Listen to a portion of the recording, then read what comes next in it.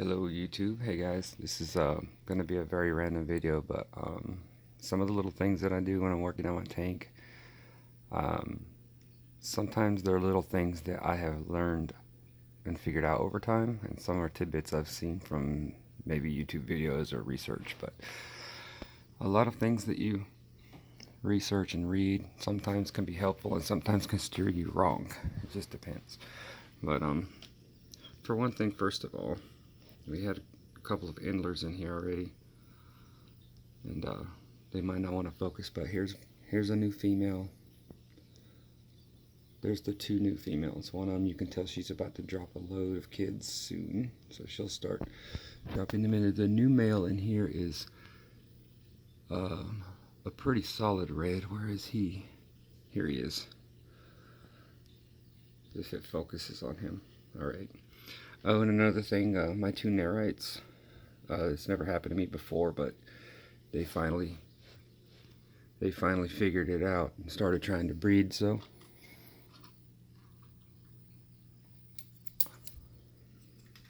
they have started to lay eggs on the wood. They're just little white eggs. I never got more than one nerite per tank at first because I was worried they would leave eggs all over the place, because when I was in Petco and I saw on the wood they had tons and tons and tons of these white spots, and they were nerite eggs, and I was like, oh, I don't want that, that's ugly. But really, these guys, I have found two or three right here. I have found two or three more, and in a place or two here and there. I mean, they're not bad, but I mean, you can crush them, you can leave them. If you only got a few of them, they don't look bad. They can look kind of cool, but they sort of smash like snails, like a snail shell or something. But yeah, this piece of driftwood here, I'm still probably going to pull it out because it's pretty soft. It's kind of falling apart a little bit. It's you can see it's very soft, so that's why I had a little bit of rotted trouble spot down here, but I stuffed a bunch of moss in there. And a lot of times I used to see moss in people's tanks on YouTube and be like, man, why is it shaped like that? Like, how do they get theirs like that? How do they trim it like that? Well, when I have a piece sticking up like this, these random pieces sticking up here, and some of mine's peacock moss, and some's Christmas moss, and some's Taiwan. It's mixed with Java moss too. But a random piece like this down here will grow into a piece like this eventually. But what I do every time I find them, these little dead spots that kind of tend to almost get algae or not have much flow, I just stick them into there. And you can see they kind of cover some of these little flamingo crypts and stuff, but that's fine. It works out because it keeps these guys clean too. These guys actually keep growing under there. And when you read about crypt flamingo and everyone's like, oh, it's highlight, it's really highlight. They take really, really high light. Oh, Monte Carlo carpet needs really, really high light. A lot of these highlight plants people are talking about don't need light as high as they think they do. This is two Bacopa carolinianus here. And as you can see, this one's kind of green. The bottom half is more gold. This one's more gold and purple because I had it over here in the spot where sometimes I'll put something to see how it grows. Well, I had one there for a while, so you can see it kind of turned pink. So I just plugged it in the hole right here, just kind of stuck it in there. Eventually, I'm gonna have to take this area here, and I'm gonna have to kind of chop some of this down. But I'm gonna have to chop down this arcuata bush soon. And I keep saying that I will film a trimming, and I don't, but that's because I don't have a tripod. So it's really ghetto here. I just don't have a tripod.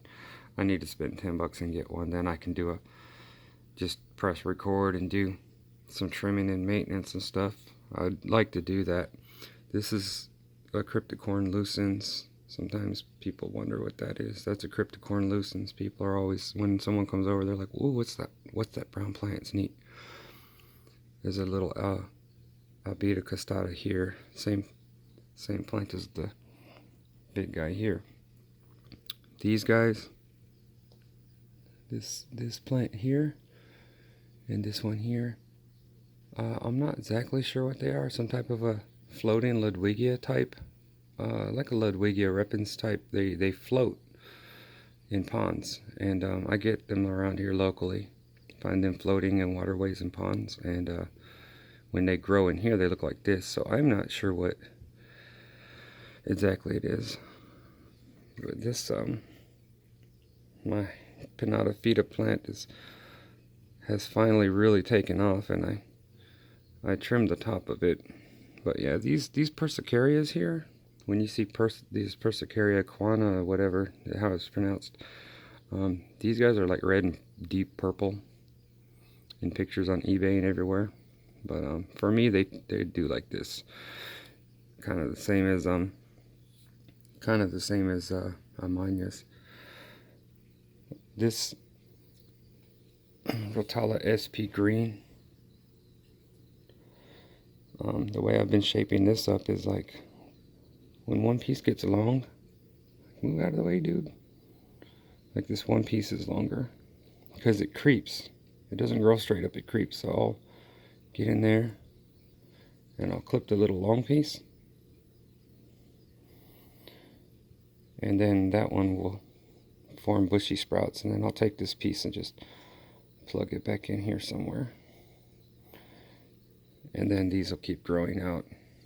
And the new hair grass that I got over here, it's not really taken off, but yeah, there's higher light at the top of the tank over here, so some of the plugs of it here are really taking off.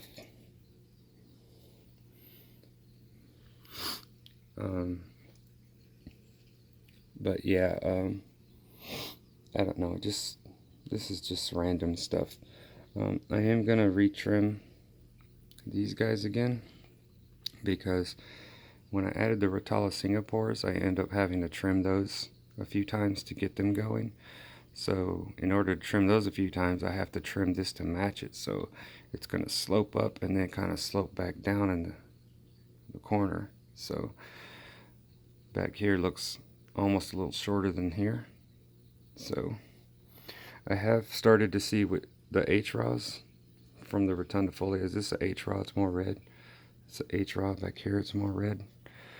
These did turn out to be like some type of an Amania plant, but I'm not real big on them because the bottom of them stays like a greenish yellow. These are the Ludwigia repens Reuben that I had that are all melted that I got, so I just trimmed the melted tops off.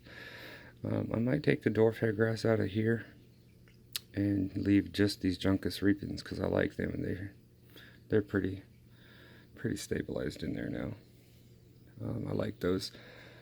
I just ripped all the Monte Carlo that was all over here out last night, and I pulled all that up and just put a couple more plugs of this grass down into it, so maybe I can fill this area with grass, because the Monte Carlo over here wasn't doing real great, and I don't need it over there anyways. I'll probably end up pulling it out of here too, but I just put it here to prevent it from all this erodes and rolls downhill from the shrimp, and then I just get a pile of it here. I just get a big pile of it down here, and we don't need that, so just trying to stop it from rolling downhill. That's an update on the Endlers and stuff. Look at that piece sticking out.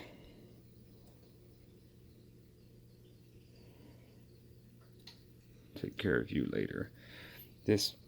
I got this guy from a local pond, and we'll see how it turns out, but I believe it's one of these again.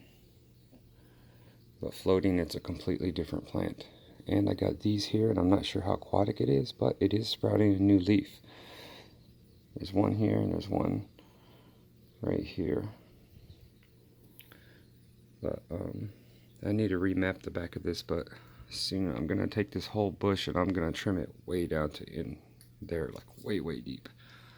But I guess that's just kind of a sort of a talk about trimming and whatnot.